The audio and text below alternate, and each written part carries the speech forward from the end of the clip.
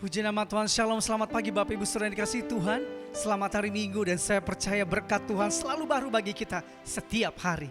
Puji nama Tuhan, oleh karena itu mari biar hati kita tetap bersyukur saudara. Kita memuji namanya saudara, kita tetap melekat dan menyenangkan hatinya saudara. Mari kita satukan hati kita, kita siapkan diri kita, segenap keberadaan kita untuk memuji menyembah Tuhan, masuk dalam hadirat Tuhan saudara. Oh Tuhan, terima kasih. Kami bersyukur sebagaimana kami ada hari ini, kami boleh ada untuk kembali menghadap hadirat-Mu ya Tuhan, untuk menikmati segala kemurahan-Mu, menikmati bait-Mu ya Tuhan, dan segala kekuasaan-kuasa-Mu dan keajaiban-Mu ya Tuhan yang telah Kau sediakan bagi kami. Ini hati kami ya Tuhan, kami bawa di hadapan-Mu, gak ada yang tersembunyi, dan semuanya kami persembahkan untuk kemuliaan nama-Mu ya Tuhan Yesus. Terima kasih Tuhan. Ujilah aku Tuhan, cobalah aku Tuhan, selidiki batinku dan hatiku, mataku tertuju padamu. Cinta padamu Tuhan, aku rindu hadirat-Mu Tuhan, aku ingin selalu dekat padamu, menikmati kehadiran-Mu.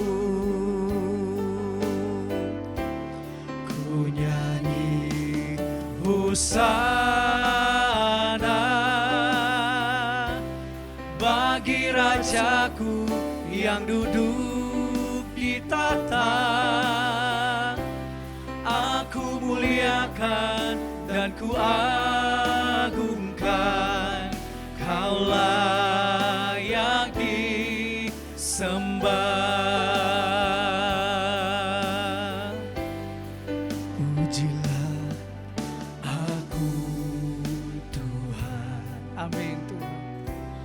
Cobalah aku Tuhan, selidiki batinku dan hatiku,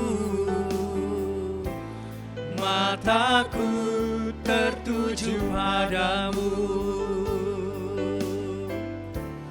Aku cinta padamu Tuhan. Yes. Aku rindu hadirat-Mu Tuhan, aku ingin selalu dekat padamu, menikmati kehadiran-Mu. Hosana, ku nyanyi Hosana bagi Rajaku yang duduk di tahta. Aku muliakan dan ku agungkan, Kau layak disembah. Ku nyanyi Hosana bagi Rajaku yang duduk di tahta. Aku muliakan dan ku agungkan, Kau layak disembah. Ku nyanyi Hosana bagi Rajaku yang duduk di tahta. Aku muliakan dan ku agungkan, Kau layak disembah. Kau layak, Kau Kaulah yang disembah, Yesus Kau layak, Kaulah yang disembah.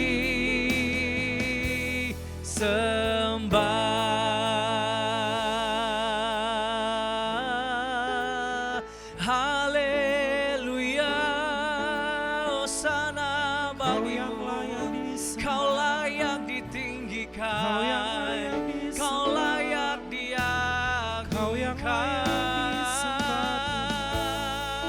Oh Yesus, oh haleluya. Oh Riana Ralamaya Shanda Karalaba. Oh Yesus, ku tinggikan, ku agungkan, Allah Maha Kuasa. Haleluya, haleluya. Kiana Ralalama Shanda Ralamai di Kiana Ralaba. Oh besar dan ajaib. Haleluya. Mari sembah saudara. Mari sembah Tuhan di rumah kita.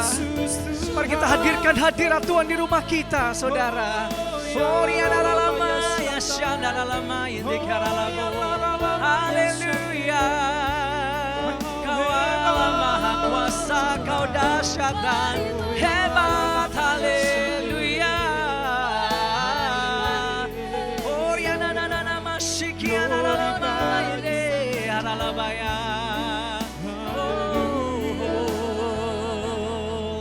El Shaddai, El Shaddai, Allah Maha Kuasa. Dia besar, Dia besar, El Shaddai mulia. Katakan dengan iman saudara. El Shaddai, El Shaddai, Allah Maha Kuasa. Wow, berkat-Nya melimpah. El Shaddai, oh El Shaddai, El Shaddai, El Shaddai, El Shaddai, Allah Maha Kuasa. Kami percaya Tuhan, Dia besar, Dia besar, El Shaddai mulia.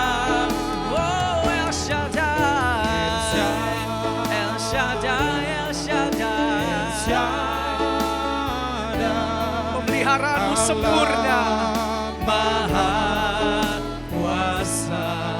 Kau menjamin kami Tuhan, berkat-Nya melimpah.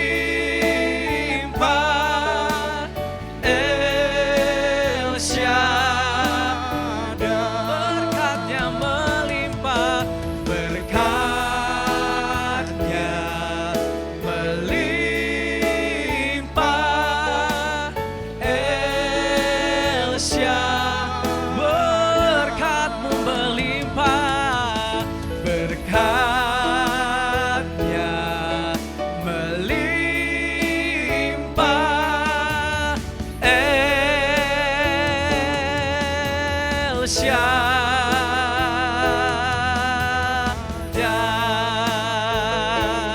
Haleluya. Nama-Mu besar dan ajaib Tuhan. Haleluya. Haleluya. Terima kasih Tuhan Yesus. Selamat pagi Bapak Ibu. Ibadah ini akan dimulai. Mari sama-sama kita siapkan hati kita. Kita merendahkan diri kita di hadapan Tuhan. Kita berdoa. Pagi hari yang indah ini ya Bapa, kami datang merendahkan diri kami. Kami naikkan pujian, hormat, syukur, terima kasih atas kebaikan dan cinta kasih Tuhan dalam hidup kami. Kalau sampai saat ini kami masih bernapas, masih hidup itu karena kemurahan Tuhan, perlindungan Tuhan, pertolongan Tuhan atas hidup kami Bapa. Ibadah ini akan dimulai, kami minta Allah Roh Kudus hadir di tengah-tengah kami, di rumah tangga kami masing-masing Tuhan. Lawatilah ibadah ini Bapa. Kami berdoa pada pagi hari ini ya Bapa, Gembala pembina kami beserta keempat wakil, biarlah Tuhan menjaga mereka, melindungi mereka, menolong mereka, memberkati mereka dalam pelayanan mereka Bapa. Kami berdoa kepada Gembala Rayon kami beserta kedua wakil Tuhan. Tangan Tuhan melindungi, menolong, menopang, memberkati mereka. Dalam pelayanan mereka dimanapun mereka berada, tangan Tuhan selalu menjaga mereka juga ya Bapa. Terima kasih Bapa, kami berdoa kepada Gembala kami beserta wakil juga. Tuhan menolong, menjaga, melindungi, menopang, bahkan memberkati mereka Tuhan. Agar di mana mereka pun menyampaikan isi hati Tuhan, nama Tuhan saja yang dipermuliakan Bapa. Kami berdoa kepada pengerja, diaken, diakones, Strengseng Sawah, Lenteng Agung dan sekitarnya, tangan Tuhan memberkati, menolong, menopang kami semua Tuhan dalam pelayanan kami. Terima kasih Bapa. Kami berdoa juga secara khusus kepada bangsa yang kami cintai ini. Kami ada di bangsa ini Tuhan, tolong bangsa ini, berkati bangsa ini Tuhan, lepaskan bangsa ini dari virus yang sedang melanda dunia ini Tuhan. Dan biarlah kuasa Tuhan bekerja, pertolongan Tuhan menjamah bangsa kami Tuhan. Terima kasih, kami berdoa kepada Kota Depok dan Jagakarsa, biarlah urapan Tuhan turun atas kedua kota ini Bapa. Kami berdoa kepada Taman Doa, Rumah Pengorbanan ini juga, biarlah kuasa Tuhan turun bekerja sempurna atas TDRP Bapa, agar setiap orang yang datang menaikkan doa-doa mereka, Tuhan menjawab mereka dengan pergumulan mereka masing-masing. Terima kasih, di dalam nama Tuhan Yesus, kami sudah berdoa dan mengucap syukur dan kami serahkan ibadah ini. Amin. Haleluya, amin. Saya percaya kuasa Tuhan terus tercurah dan masih berlaku dan masih ada sampai hari ini saudara. Puji nama Tuhan, kita percaya bahwasanya pembebasan Tuhan juga kerjakan bagi kita, bagi Indonesia. Haleluya. Makasih Tuhan. Kami percaya pembebasan, kuasa kesembuhan, pemulihan Kau sediakan bagi kami dan terjadi hari ini di rumah kami. Haleluya. Haleluya. Katakan dengan iman saudara. Saudara, hey, dengarlah sangkakala membawa pembebasan bagi semua orang. Tidakkah kau tahu inilah tahun Yobel? Angkat tanganmu, bebaskan tawanan. Katakan saudara, saudara, dengarlah sangkakala, amin, membawa pembebasan bagi semua orang. Tidakkah kau tahu inilah tahun Yobel? Angkat tanganmu, bebaskan amin. Haleluya. Ini tahun pembebasan, ini tahun pembebasan. Semua tawanan dilepaskan. Katakan saudara, yang lumpuh dan yang buta, lompat dan bersoraklah, sebab ini tahun pembebasan. Haleluya. Makasih Tuhan. Kami percaya kuasa-Mu sedang terjadi di rumah kami, memulihkan kami. Saudara, amin, dengarlah sangkakala, yes, membawa pembebasan bagi semua. Bilang sama kanan kirinya di rumah saudara, tidakkah kau tahu inilah tahun Yobel? Angkat tanganmu, bebaskan tawanan. Katakan dengan iman, haleluya. Ini tahun pembebasan, ini tahun pembebasan. Semua tawanan dilepaskan. Katakan kepada sakit penyakit kita saudara, yang belum apa saja penyakitnya. Lompat dan bersoraklah, sebab ini tahun pembebasan. Ini tahun pembebasan. Ini tahun pembebasan. Hey, ini tahun pembebasan. Semua tawanan dilepaskan. Amin, amin. Yang lumpuh dan yang buta, lompat dan bersoraklah, sebab ini tahun pembebasan. Sebab ini tahun pembebasan. Dengan iman katakan, sebab ini tahun pembebasan.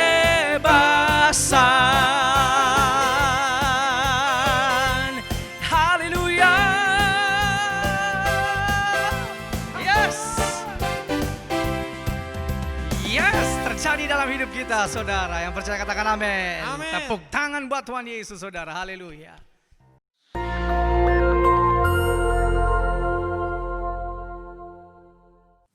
Shalom saudara, tema kali ini kita akan membahas tentang hidup dan cara kematian orang Kristen. Tidak sedikit orang percaya, khususnya para pelayan Tuhan yang setia, berpulang karena serangan wabah COVID-19. Kemudian banyak orang bertanya, apa yang salah? Kenapa? Kok bisa? Orang seringkali mengaitkan cara kematian seseorang dengan kehidupannya. Kematian adalah hal yang tidak terhindarkan dari kehidupan semua makhluk hidup di dunia termasuk manusia. Ada dua pandangan, yaitu yang pertama pandangan orang yang saleh pasti meninggal dengan cara terhormat, seperti mati dengan tenang, tidak menderita kesakitan, saat-saat terakhir dengan kondisi baik. Pandangan yang sebaliknya yaitu orang yang berdosa besar. Mereka meninggal dengan cara yang hina. Maksudnya matinya menderita, sendirian di saat-saat terakhir dan mengenaskan meninggal karena kecelakaan atau korban kriminal. Benarkah kedua pandangan tersebut? Tentu saja pandangan tersebut salah. Alkitab mencatat Tuhan Yesus sendiri diperhadapkan dengan pertanyaan dan situasi yang mirip. Dalam Lukas 13 ayat 1 sampai dengan 5 terjadi peristiwa matinya peziarah di Yerusalem yang dibunuh oleh Pilatus dan darahnya dicampur dengan korban darah yang akan dipersembahkan. Peristiwa yang kedua adalah orang-orang Galilea mati tertimpa menara dekat Siloam. Dua peristiwa ini membuat orang-orang bertanya, dosa besar apa yang telah dilakukan oleh kedua kelompok ini? Hingga mereka meninggal dengan cara yang mengenaskan. Saat itu juga Yesus menegur mereka bahwa hal itu terjadi bukan karena mereka lebih berdosa. Dosa dan kesalahan atau konsekuensi yang dibuat oleh manusia bisa saja mengakibatkan penderitaan dan mati dengan mengenaskan. Tetapi mengatakan semua orang yang mati dengan tidak enak dan mengenaskan adalah orang yang lebih berdosa, itu pendapat yang salah. Apalagi mengaitkan dengan kualitas kerohanian mereka. Tuhan Yesus mengajarkan di Lukas 13 ayat 1 sampai dengan 5. Yang pertama, cara mati seseorang tidak menunjukkan kualitas hidupnya.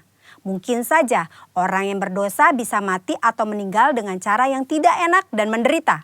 Tetapi bukan selalu bila seseorang meninggal dengan cara yang tidak enak, artinya pasti karena ada dosa besar yang dilakukan.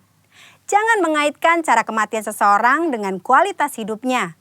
Yesus berkata dengan tegas, jikalau tidak bertobat bisa binasa dengan cara yang tidak enak, bahkan menderita untuk selama-lamanya. Yesus menekankan bahwa penting diperhatikan adalah pertobatan, bukan cara meninggal seseorang. Yang kedua, kualitas hidup seseorang akan berkonsekuensi pada kekekalan. Selain pertobatan, hal yang sama penting adalah menghasilkan buah-buah dalam hidup. Perhatikan perumpamaan pemilik kebun anggur dalam Lukas 13 ayat 6 sampai dengan 9. Si pemilik kebun anggur mengetahui bahwa ada pohon anggur yang tidak berbuah dan ia memberi perintah untuk ditebang.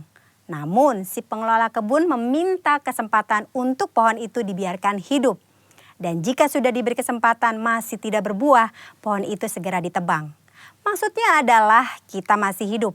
Artinya kita diberi kesempatan untuk mengalami pertobatan dan menghasilkan buah. Jika tidak, kita akan dibinasakan.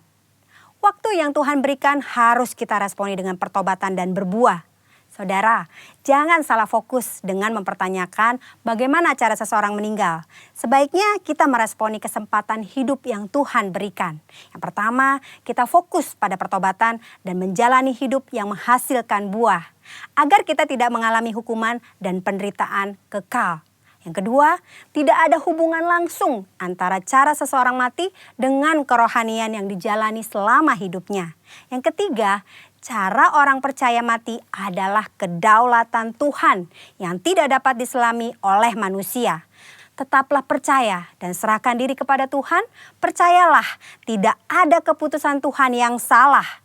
Saudara, kita tidak boleh menilai bahkan menghakimi seseorang melalui cara kematiannya. Sebagai contoh, memperkatakan, sudah rajin beribadah, berpuasa, berbahasa roh, kok bisa mati karena COVID-19? Hal itu tidak ada hubungannya, lagi sangat tidak pantas untuk diucapkan karena tidak menghormati dan tidak sensitif terhadap perasaan keluarga yang ditinggalkan.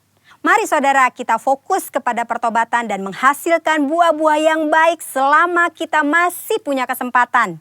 Tuhan Yesus memberkati.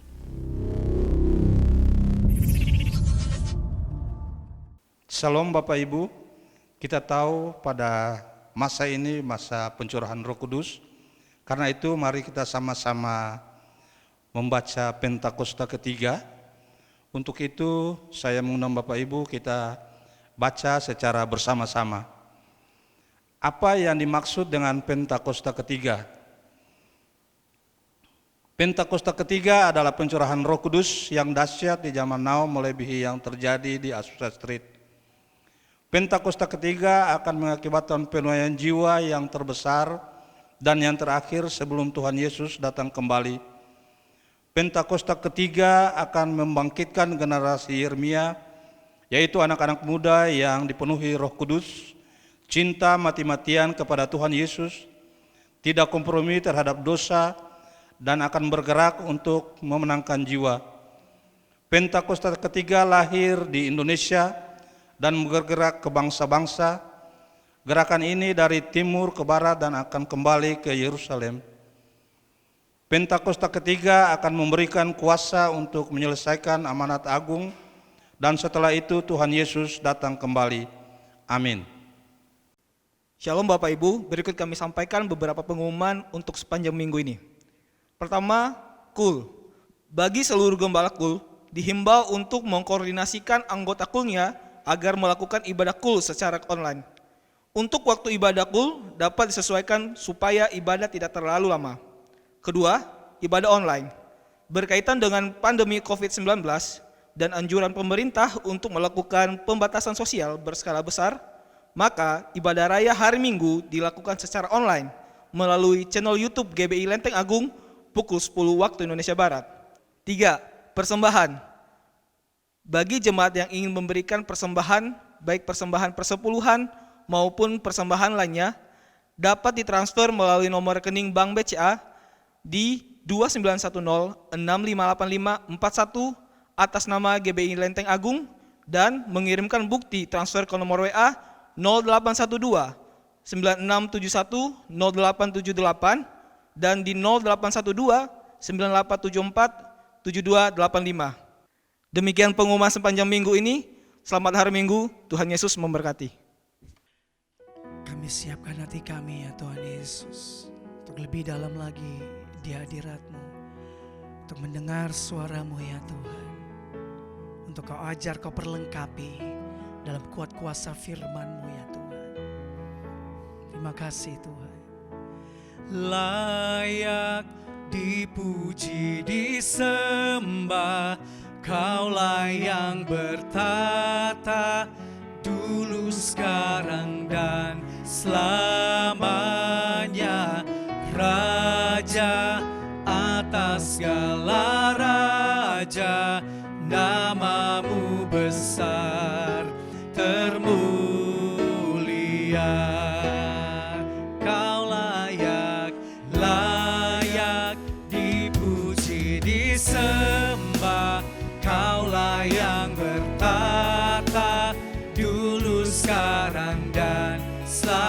selamanya. Raja atas segala raja, namamu besar terpuji. Layak Tuhan, layak dipuji disembah. Kaulah yang bertata dulu, sekarang dan selamanya. Raja atas segala raja, namamu besar termulia. Oh, kau layak, layak dipuji disembah. Kaulah yang bertata dulu, sekarang dan selamanya. Raja atas segala raja, namamu besar terpuji. Namamu Tuhan, namamu besar termulia. Namamu besar termulia.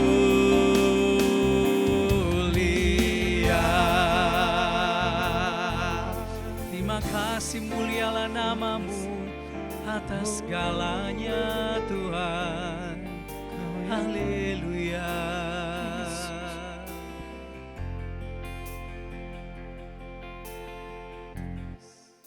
Mari kita satukan hati dalam doa untuk menyambut firman Tuhan. Terima kasih Tuhan Yesus, Engkau baik, Engkau sungguh baik. Tuhan, pada hari ini kami mau dengar firman-Mu. Tuhan, urapi setiap pendengar, pemirsa yang mengikuti live streaming hari ini. Semua keluarga-keluarga yang ada di rumah, Tuhan, Engkau memberkati dan melawatnya. Juga berkati hamba-Mu yang hendak menyampaikan kebenaran firman pada hari ini. Terima kasih Tuhan Yesus, terima kasih dalam nama Tuhan Yesus. Haleluya. Amin. Saudara yang dikasihi Tuhan, mari kita baca firman Tuhan pada hari ini. Kita ambil dari Markus 4 ayat 35 sampai dengan 37. Pada hari itu, waktu hari sudah petang, Yesus berkata kepada mereka, "Marilah kita bertolak ke seberang." Mereka meninggalkan orang banyak itu lalu bertolak dan membawa Yesus beserta dengan mereka dalam perahu di mana Yesus telah duduk, dan perahu-perahu lain juga menyertai Dia. Lalu mengamuklah taufan yang sangat dahsyat dan ombak menyembur masuk ke dalam perahu sehingga perahu itu mulai penuh dengan air. Saudaraku yang dikasihi Tuhan, murid-murid ini mengalami badai, saudaraku. Walaupun Yesus bersama dengan murid-murid, tapi badai itu terjadi buat murid-murid Tuhan Yesus. Saudaraku, kehidupan orang percaya juga tidak lepas daripada segala permasalahan yang ada. Badai ini berbicara, saudaraku, berbicara tentang pergumulan. Badai ini berbicara tentang kesulitan. Badai ini berbicara tentang krisis. Apapun yang terjadi, saudaraku. Saudara, kehidupan orang Kristen, saudaraku, mengalami badai. Saudara, pada hari ini saya mau ngambil tema tujuan badai dalam hidup orang percaya. Kenapa badai itu terjadi dalam kehidupan orang percaya? Mari kita buka di kitab Yunus pasal 1 ayat 1 sampai dengan 4. Yunus mengingkari panggilan Tuhan. Datanglah firman Tuhan kepada Yunus bin Amitai demikian. Bangunlah, pergilah ke Niniwe, kota yang besar itu. Berserulah terhadap mereka karena kejahatannya telah sampai kepadaku. Tetapi Yunus bersiap untuk melarikan diri ke Tarsis, jauh dari hadapan Tuhan. Ia pergi ke Yafo dan mendapat di sana sebuah kapal yang akan berangkat ke Tarsis. Ia membayar biaya perjalanannya, lalu naik kapal itu untuk berlayar bersama-sama dengan mereka ke Tarsis, jauh dari hadapan Tuhan. Tetapi Tuhan menurunkan angin ribut ke laut dan terjadilah badai besar sehingga kapal itu hampir-hampir terpukul hancur. Yunus mengalami badai di dalam lautan, saudaraku. Saudaraku, Tuhan izinkan Yunus mengalami badai ini, saudaraku. Karena apa, saudaraku? Tuhan mau mengoreksi Yunus. Yunus menerima panggilan Allah, tetapi tidak direspon dengan benar. Yunus pergi mengingkari panggilan Tuhan. Dan Tuhan izinkan ada badai besar. Dan akhirnya Yunus, saudaraku, dicampakkan ke dalam laut. Setelah Yunus berdoa sama Tuhan, akhirnya Yunus dimuntahkan ke darat oleh ikan. Saudaraku yang dikasihi Tuhan, panggilan Yunus ini berat menurut Yunus. Karena Yunus tahu bahwa bangsa Israel saat itu dijajah oleh bangsa Niniwe. Yunus mengendaki supaya bangsa Niniwe dimurkai oleh Tuhan. Tetapi maksud Tuhan beda, saudaraku. Seringkali ini, saudaraku, kehendak Tuhan mau supaya bangsa-bangsa lain juga menerima keselamatan. Saudaraku yang dikasihi Tuhan, Tuhan akhirnya mengampuni dosa-dosa orang Niniwe karena orang Niniwe bertobat dan Tuhan tidak murka terhadap orang Niniwe. Saudaraku yang dikasihi Tuhan, kenapa badai ini terjadi bagi orang percaya? Yang kedua, saudaraku, mari kita buka di Kejadian 22 ayat 2.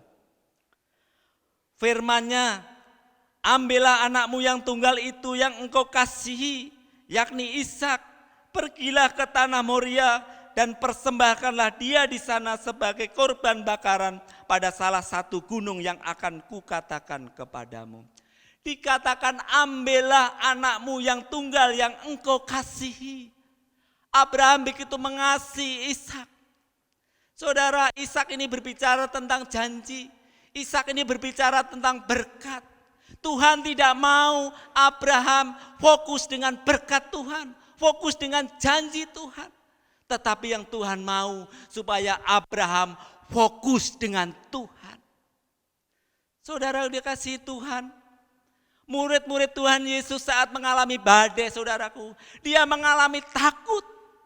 Dia khawatir, dia cemas, saudaraku, karena dia fokus dengan masalah yang dihadapi. Sehingga Tuhan Yesus tegur mereka di Markus 4 ayat 40. Lalu ia berkata kepada mereka, mengapa kamu begitu takut? Mengapa kamu tidak percaya? Saudara yang dikasihi Tuhan, Tuhan mau hidup kita fokus dengan Tuhan. Sekali Yesus, tetap Yesus. Saudara, badai diizinkan terjadi dalam kehidupan orang percaya. Yang pertama, Tuhan mau mengoreksi kita supaya kita kembali kepada firman Tuhan. Yang kedua, Tuhan mau melindungi iman kita supaya kita fokus kepada keselamatan yang sudah Tuhan beri. Yang ketiga, saudaraku, kita baca di Matius 5 ayat 48.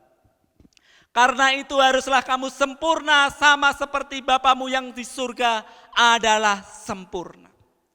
Saudara, Tuhan mau hidup orang percaya sempurna. Contoh yang bisa kita ambil adalah figur seorang Yusuf, anak Yakub. Saudaraku, Yusuf ini saudaraku mempunyai integritas dan punya kedewasaan rohani. Kalau kita lihat Yusuf, saudaraku, dia begitu dikasihi Yakub ayahnya sehingga dia dibenci oleh saudara-saudaranya. Bahkan ketika dia menyampaikan mimpi yang ditulis di Kejadian 37 ayat 7, saudaraku, dikatakan bahwa tampaklah kita sedang di ladang mengikat berkas-berkas gandum, lalu bangkitlah berkasku dan berdiri tegak. Kemudian datanglah berkas-berkas kamu sekalian mengelilingi dan sujud kepada berkasku itu. Setelah Yusuf menyampaikan mimpinya, saudara-saudara semakin benci kepada dia. Bahkan saudaranya berniat ingin membunuhnya. Apa yang dialami Yusuf, saudaraku? Dia dimasukkan ke dalam sumur. Bahkan dia dijual, saudaraku, terhadap saudagar-saudagar Ismail. Setelah dia ada di Mesir, saudaraku, dia difitnah oleh istri Potifar. Karena istri Potifar merayu Karena istri Potifar membujuk Yusuf dan tidak tercapai tujuannya. Sehingga Yusuf difitnah dan akhirnya Yusuf masuk ke dalam penjara. Bahkan di penjara saudaraku, dia dilupakan oleh kepala juru minuman sampai selama 2 tahun. Saudaraku, setelah Yakub meninggal, apa yang dilakukan Yusuf? Yusuf mengampuni saudara-saudaranya. Di Kejadian 50 ayat 20 sampai dengan 21. Di situ dikatakan bahwa Yusuf menjamin kehidupan saudara-saudaranya. Dia menghibur saudara-saudaranya. Dia menenangkan hati saudara-saudaranya dengan perkataannya. Saudara-saudara yang dikasihi Tuhan, saudara-saudara pemirsa yang ada di rumah-rumah, yang mengikuti live streaming pada hari ini, kita sebagai anak-anak Tuhan, Tuhan menghendaki kehidupan kita menjadi yang sempurna. Saudara yang dikasihi Tuhan, 15 tahun yang lalu, saya bekerja di catering saudaraku. Setiap hari saya bertemu dengan bahan-bahan kebutuhan pokok makanan yang ada dimasak. Kalau saya umpamakan orang Kristen itu saudaraku, seperti bahan makanan ini saudaraku. Yang pertama, tipe orang Kristen wortel. Tipe orang Kristen wortel ini saudaraku, wortel itu keras. Tetapi setelah dimasak dengan air yang mendidih, wortel itu menjadi lunak dan lembek. Tipe orang Kristen wortel ini saudaraku, di awal mungkin dia kelihatan kuat, berani, keras. Tetapi setelah mengalami kesulitan, dia menjadi takut, dia menjadi lemah, dia menjadi khawatir, bahkan dia putus asa. Tipe orang Kristen yang kedua adalah tipe orang Kristen telur saudaraku. Telur ini cair, tapi setelah dipanaskan dengan air yang mendidih, dia menjadi keras. Tipe orang Kristen telur ini saudaraku, tipe orang Kristen yang lembut, sensitif, tetapi setelah mengalami kesulitan, dia bisa menjadi keras. Dia bisa menjadi ego, bisa menjadi cuek, sekalipun tampaknya tetap sama. Yang ketiga tipe orang Kristen biji kopi. Biji kopi itu kalau direbus dalam air yang mendidih saudaraku, biji kopi itu tetap biji kopi. Tetapi air yang ada di dalam rebusan itu akan berubah rasa menjadi harum. Baunya menjadi harum saudaraku. Tipe orang Kristen biji kopi ini saudaraku, dia tidak berubah, dia tidak goyah imannya, dia punya kemantapan hati, dia menunjukkan kualitas hidupnya. Bahkan dia memberikan pengaruh yang besar. Dia bisa menentukan kondisi yang ada di sekelilingnya. Saudara termasuk tipe orang Kristen yang mana? Rasul Paulus di surat 2 Korintus 2 ayat 15 dikatakan, sebab bagi Allah kami adalah bau yang harum dari Kristus di tengah-tengah mereka yang diselamatkan dan di antara mereka yang binasa. Sebab bagi Allah kami adalah bau yang harum dari Kristus. Tuhan mengendaki kita menjadi bau yang harum bagi orang-orang yang ada di sekeliling kita. 2 Korintus 3 ayat 2 dikatakan, kamu adalah surat pujian kami yang kutulis dalam hati kami dan yang dikenal dan yang dapat dibaca oleh semua orang. Saudaraku, kalau kehidupan kita harum saudaraku, kehidupan kita baik, dibaca dan dikenal orang, kita akan lebih mudah menjadi saksi Kristus. Saudara-saudara yang dikasihi Tuhan, kita sudah belajar bersama pada hari ini. Firman Tuhan mengajarkan buat setiap kita, kalau badai itu Tuhan izinkan terjadi bagi orang percaya, Tuhan mau mengoreksi hidup kita. Bagian kita supaya kita introspeksi agar hidup kita kembali kepada firman Allah. Yang kedua, kalau badai atau ujian terjadi dalam kehidupan orang percaya, Tuhan mau melindungi iman kita, supaya iman kita fokus kepada keselamatan yang Tuhan sudah beri. Sekali Yesus, tetap Yesus. Badai Tuhan izinkan dalam kehidupan orang percaya. Tuhan mau menyempurnakan hidup kita, supaya gerejanya menjadi serupa dengan gambarnya. Di akhir zaman ini, gerejanya siap menyambut kedatangan Tuhan Yesus kali yang kedua. Amin. Mari kita satukan hati dalam doa. Terima kasih Tuhan Yesus, kami bersyukur Tuhan, kalau hari ini kami sudah dengar firman-Mu. Meteraikan firman-Mu di dalam hati setiap kami, kepada setiap kami yang mengikuti program ini, semua pemirsa yang mengikuti live streaming pada hari ini, baik keluarga-keluarga, semua saudara-saudara yang ada di rumah-rumah, Tuhan kiranya memberkati dengan berlimpah-limpah. Terima kasih Tuhan Yesus, terima kasih. Saudara-saudara yang dikasihi Tuhan, kita hendak mengakhiri ibadah pada hari ini. Sebelum itu mari kita buka hati kita, angkat tangan kita untuk terima berkat Tuhan. Tuhan memberkati engkau dan melindungi engkau. Tuhan menyinari engkau dengan wajahnya dan memberi engkau kasih karunia. Tuhan menghadapkan wajahnya kepadamu dan memberi engkau damai sejahtera. Terimalah berkat yang berlimpah-limpah dari Allah Bapa, di dalam anaknya yang tunggal Yesus Kristus Tuhan kita, dan di dalam persekutuan Roh Kudus menyertai kita semuanya mulai hari ini hingga kekal selama-lamanya. Mari kita semua yang sudah diberkati Tuhan sama-sama katakan amin.